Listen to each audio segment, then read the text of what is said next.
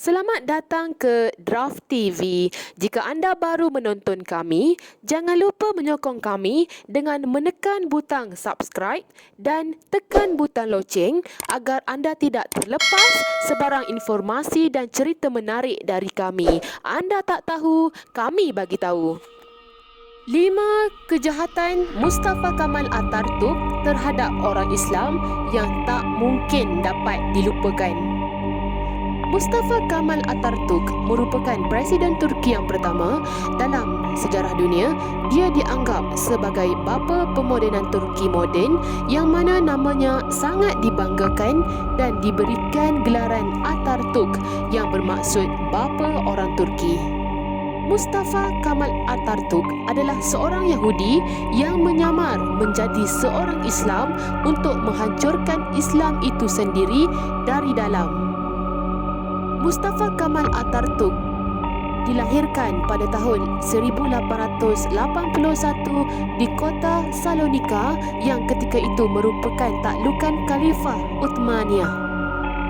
Semasa kanak-kanak, Mustafa Kamal Atatürk dimasukkan oleh ibu bapanya ke madrasah, tetapi dia tidak menyukainya dan selalu melawan guru. Ketika Mustafa berumur 12 tahun, dia memasuki sekolah tentera Salonika dan meneruskan pelajarannya di Akademi Tentera Monasitar pada tahun 1885 Masihi.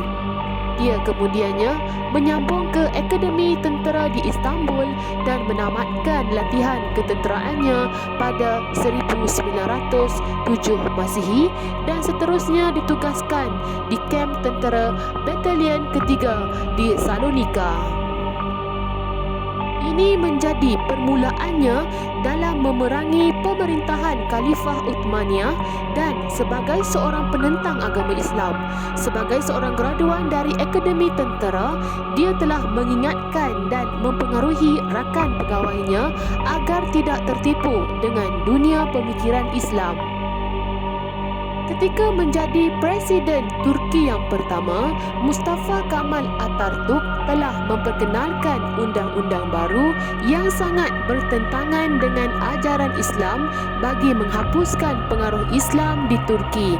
Antara kejahatan Mustafa Kamal Atatürk yang tak mungkin dapat dilupakan adalah pertama, membenarkan wanita memakai tudung dengan syarat berskirt. Kedua, menyuruh lelaki dan wanita menari bersama-sama di khalayak ramai. Ketiga, menggalakkan arak diminum secara terbuka. Keempat, mengarahkan Al-Quran dicetak dalam bahasa Turki.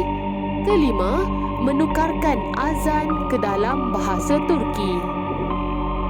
Kematian Mustafa Kamal Atatürk. Diceritakan bahawa ketika di hujung-hujung nyawa pemimpin laknatullah ini, dia telah menderita penyakit dan hukuman yang perit. Dia menghidap penyakit kulit yang sangat teruk hingga ke kaki yang menyebabkan badannya merasa sangat gatal seluruh badan. Dia juga mengalami sakit jantung dan penyakit darah tinggi. Mustafa Kamal diserang penyakit dalaman iaitu cirrhosis hepatitis disebabkan oleh alkohol. Cecair berkumpul di dalam perutnya dengan teruk. Ingatannya menjadi lemah dan darah mengalir keluar dari hidungnya tanpa henti. Dia juga diserang penyakit kelamin akibat maksiat. Diharapkan perkongsian kami pada kali ini memberi iktibar dan pengajaran kepada semua, terutama kita sebagai orang Islam, agar mengambil iktibar sewajarnya dari kisah Mustafa Kamal Atatürk. Jumpa anda lagi pada episod yang akan datang. Jangan lupa klik button subscribe dan tekan butang loceng untuk mendapatkan informasi terkini dari kami.